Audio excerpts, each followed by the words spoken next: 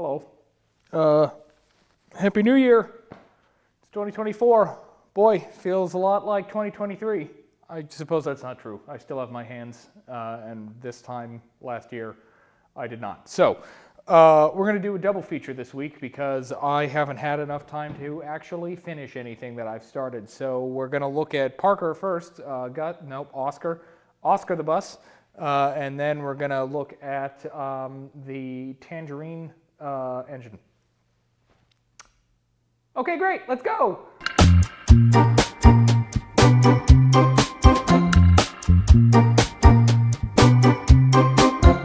Oh,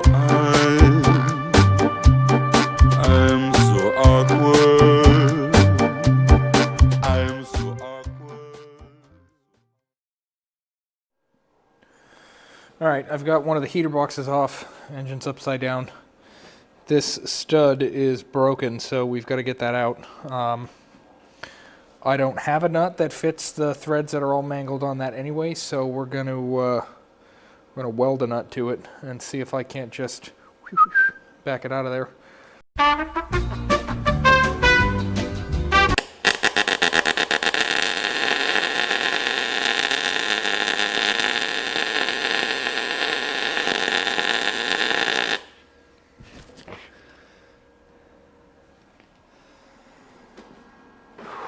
I may end up having to heat the cylinder head up as well to get that out of there. Let's start on that now. I want to make sure that that socket's still going to fit. Yeah, okay. I'll let that cool. Well, let the nut cool down anyway. I'm going to try cooking the head some.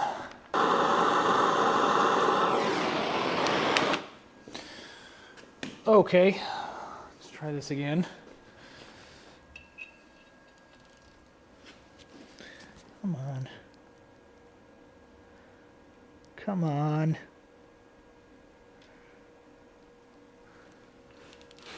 Oh, that doesn't seem to want to move. Oh. I can't tell if it's spinning the stud or if I'm just breaking the nut loose. I think the stud's coming. Oh, good.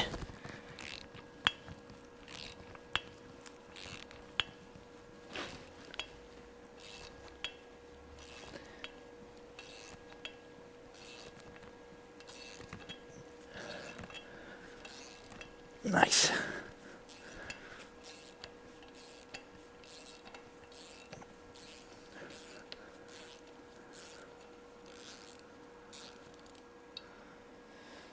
And it's out. So the heads on these, the exhaust studs are a little funky because one side is a 9mm thread and the other side is an 8mm thread, which you can see here. This is a 9 by like 125 and this is 8 by 125, and I'm pretty sure this side, the big side, is what goes in the head. Although it does not appear to be that.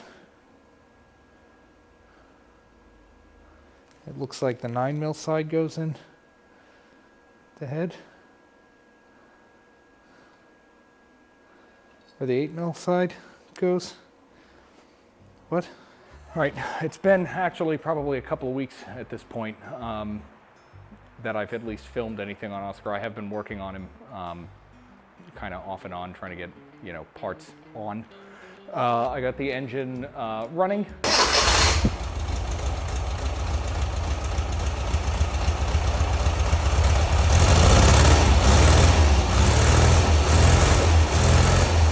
And, bolted back up to the gearbox. I think it still needs some tuning, but, nothing I can't do while it's in the bus, and honestly, I'd rather have it in the bus so I'm not pushing it around on the floor anymore. I also got the fuel tank back in. All that's plumbed and everything. Annoying Honda going by. Oh no, it was a Toyota. Okay. Today,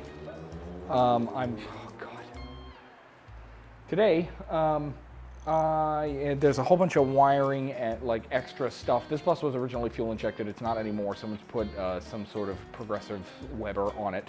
But there's a lot of extra wiring and crap that I've got to pull out of the engine bay. So I'm kind of just going to go, you know, bumper to bumper, see what stuff I can pull out basically to prep the engine bay for the engine to go back in. Hopefully that won't take too long, but there is some like, I don't know, it looked like at one point there was like some weird heater thing. There's like hoses coming out of the well, out of the wheel well here, and some sort of relay and stuff. And those go all the way down to the side to some sort of like condenser or something. I don't know, some evaporator maybe.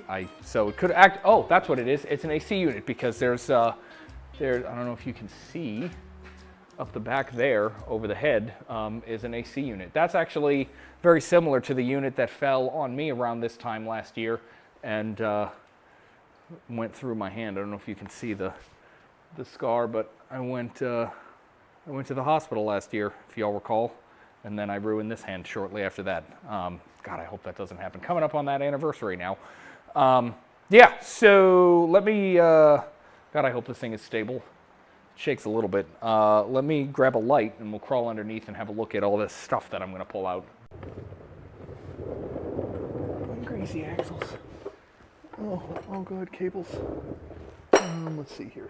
So, I think most of it's been cut out of the well up there. Yeah, I can see those.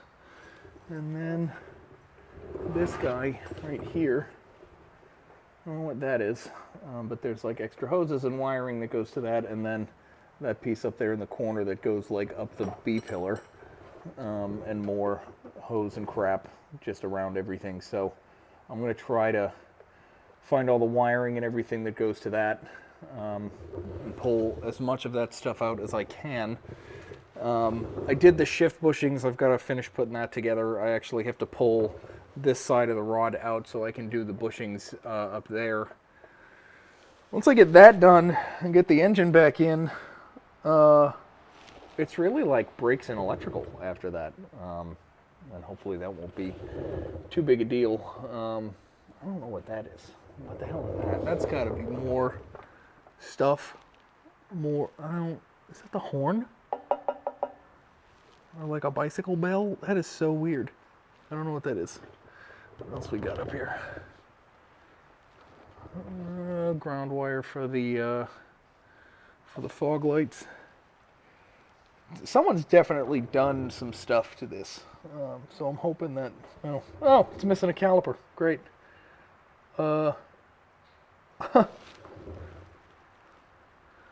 Okay. Well. All right. Well. Okay. Let me start yoinking this crap out of here. I don't think that's going to be particularly eventful, but at least you can see what I'm looking at.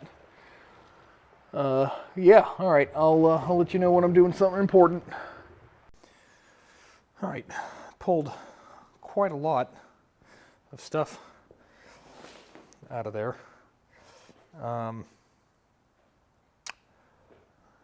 Vacuumed up the engine bay as well. Made it clean, as clean as I could anyway. Redid the ground and sprayed some protectant on it. Suppose nope, that's not the engine. Well, might as well be. That might make more power. But before I start trying to hoof that in there, I think what I got to do is so he's got an electric fuel pump in here left over from the FI system. And the FI systems use a much higher fuel pressure. I think it's like 45 to 50 or something. It's ridiculous, but it's way too much for a carburetor. And the mechanical pump on his 1700 doesn't appear to be doing anything. And honestly, it'd probably be better to just put an electric pump on it. So, yeah, because that guy right there, boop, boop, that don't work. So, I've got a Durali that I'm going to put on. I think I use this to run it on the stand. So I just got to find a place to mount that and maybe run some wires to it And then I guess we can start thinking about how we're gonna hoof this thing in here. Because just like when I take them out, I like to just keep the gearbox and everything attached to it, because it's a lot easier for me anyway to do that. I'm sure everybody has their own way. Yeah, so I'm gonna honestly, I might actually finish doing the shift bushings first in case I gotta move the rear rod around. So let me do the fuel pump and the shift rod, and then once I start lifting this thing back in there, oh, I got some tins I gotta put on as well. Yeah, I'll get you back in here when we're ready to put the engine back in.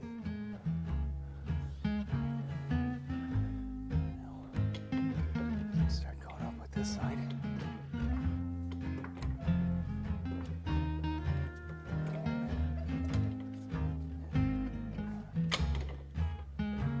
So what I'm trying to do now is get because the transmission, unlike the early bay windows in these, the transmission is independently hung from this. It's got a bar that goes over the top of the top of the firewall that the transmission fits into and bolts through. So I'm just trying to get those ears lined up right now. There we go. That was it. Motor's in. Neat. Okay. So I've got a few more bolts to do and things to plumb up, axles and what have you, and then maybe we can try to start it in the bus, maybe?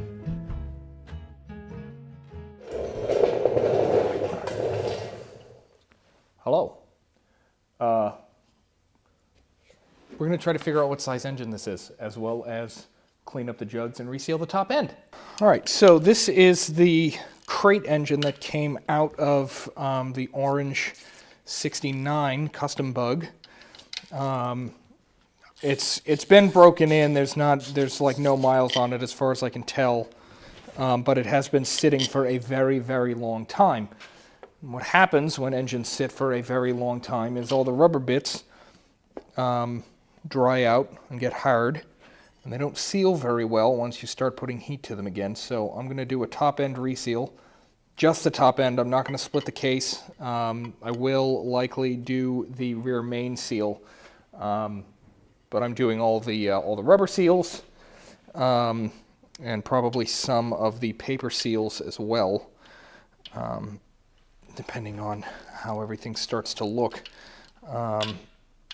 And I mostly need to just get all the animal trash off all the jugs, you know, reset the valves, yada yada yada, all that stuff. So I'm starting on the 1-2 side.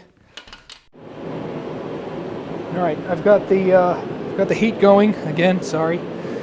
Okay, we've got the cylinder head off. It looks like these pistons are 90 millimeters. They usually have, you know, the measurement. Ow, that hurt. The measurement etched into the top of the piston head. These are Molly's 90.43. So do they have 90.5? I think they're all just 90s, right? Anyway, I need to figure out the stroke. So I've got cylinder 1 at bottom dead center right now. I'm just going to use my dial indicator to measure from the top of the jug all the way down to the top of the piston, and it looks like we're coming up to 71 millimeters. So because the piston isn't going to come all the way up to the top of the deck, I'm going to assume that this is a 69 millimeter stroke engine. So at 69 millimeter stroke with 90 millimeter pistons, that should make this a 1776. So with the dual carbs that it has, and likely, hopefully, whatever cam that's in there, it should be a pretty spicy little motor, especially in that bug. So I'm going to do a top end reseal on this, which you've seen me do 100 times before, so I'm probably not going to film it. And then we can start trying to figure out what those carburetors are, what they need to run, you know, put the exhaust on, yada yada, run it on the stand, and make sure everybody's good. So this might take me a little bit longer than normal to do all the things. So let me do the top end on this, and I'll pick you up at the next step.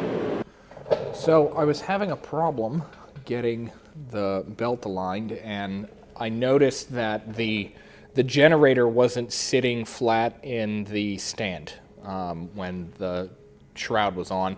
And these aftermarket shrouds, oftentimes you have to trim a little bit down here to get it to sit down. And so I've got that good. So I've got everything kind of sort of straight, it looks like, but the crank pulley is sitting way farther out than the alternator pulley. So I took that off, and I found that someone has two, I think the rear one is a little bit harder to see, but there's two snap rings in there, and it looks like they were trying to use those as spacers because the oil pump nuts are pushing on this, and it was hitting the back of the pulley. So I'm going to pull this off, and then I'm going to try to get these guys out of here and put the pulley on and see if the alignment is any better then. And if it is, then I can take the pulley off and then try to clearance this guy so that it sits further back, and hopefully everything will be copacetic.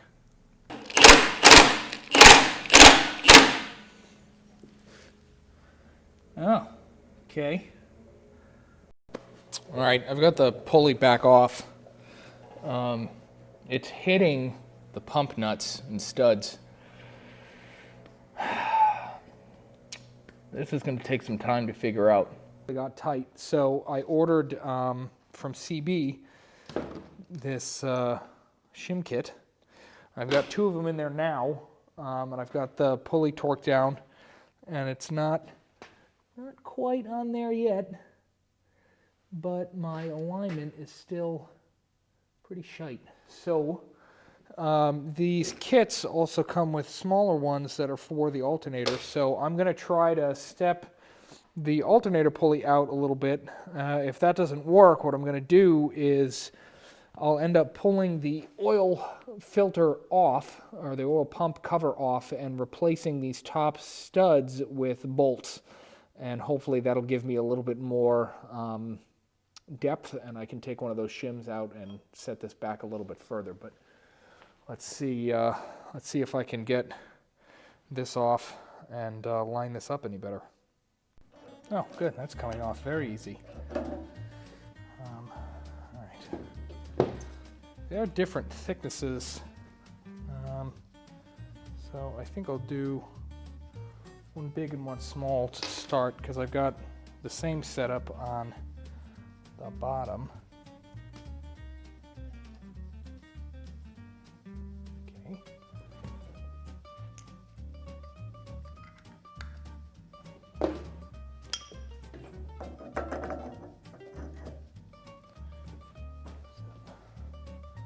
Oh, that might have actually done it. So if this does end up working out, the next issue that I'm going to have is getting the pulley tin on back behind that. No, that's still off a little bit. Okay, let me try two big ones. I wonder if I can do two big ones on the top up here and two small ones on this guy. Anyway, what was I saying? I'm gonna have to get, or might have to modify the tin that goes behind the pulley to just kind of clearance for the nuts. I've had to do that before.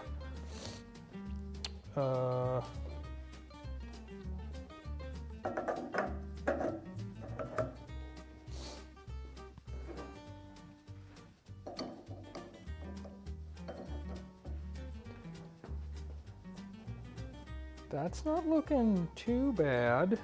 So now that that's on that way, I get to pull all of this apart again, because I got to get this front pulley off so that I can start modifying the tin to go around that. So I'm going to pull all this apart again. So luckily, I can see on the back of this guy that this is the area that was hitting bits. So I'm hoping once I screw this back on that maybe I'll only have to cut a little tiny corners out of this as some relief. Oh, got so much stuff coming out of my nose. All right, this should do it. Hopefully, it'll work. Oh, still got plenty of clearance back there, so we should be okay. All right, great. Well, now I've got to put the belt back on. I can keep going on with these tins. And then the next thing, I guess, is going to be carburetors, putting the exhaust on, oil, do the linkages, and see if we can't get this to run. All right, I still have no idea what these carburetors are. So we're just going to put them on and hope for the best, I guess. I got a feeling the jetting's going to be too small. So let me clean up these bases here and then slap them on the engine.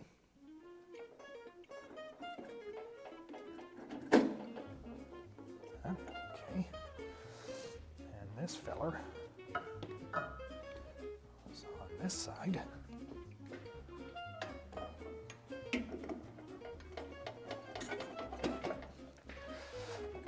Well, this will be fun to put on once it's in the car. Because you've got to take these off to put the engine in. Sorry, those 10mm studs. Are you kidding me?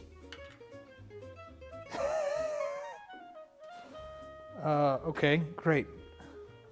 That's insane. Oh, God. Handy dandy thread gauge here. It gives me all different things. It looks like it might be a 10 by 125. I'm going to take these teeth and just put it over that, and it is not 10 by 125. Is it 10 by 1? That would be annoying. No. 10 by 1. Are these American threads? That's the ticket. It's American thread. Oh. Oh, yeah, fits like a glove. Okay. All right, so what is, was it 5/8, 24? I don't know. I'll probably have to take one of these with me to find the right size nut. That's so annoying. All right, fine. All right, so I need to go to the hardware store, and it's lunchtime. So I guess I'm going to go get lunch and go to the hardware store so that I can find nuts for this and we can put carbs on today. That'd be nice, huh? All right, well, got the exhaust on, muffler, heater boxes, plug wires, carburetors are on, linkages are on, and that actually looks like it's moving really good. It looks like it's pretty synced up, or as much as it's going to be. Got the pulley sorted out. So I think that means we're kind of at the point where we're getting really close to getting ready to start this on the stand. Like I said, I think in a previous video, as far as I know, this thing's already been broken in. When the engine was in the car, I could see soot in the ports. So I think it was probably run on the stand before it was sent out. I don't think there's going to be any, like, we got to get it running the best we can for 20 minutes. It's like, okay, does it run? Great, put it in the car. So I think the next step is going to be just plumbing fuel and then running it on the stand. So that's probably going to be in a different video because I need to get something out for this week. So thank you very much for watching. Subscribe if you haven't already. Leave a like, leave a comment, share with your friends. You can follow me on Instagram at WickedWorks. See ya at the next whatever it is. Bye-bye.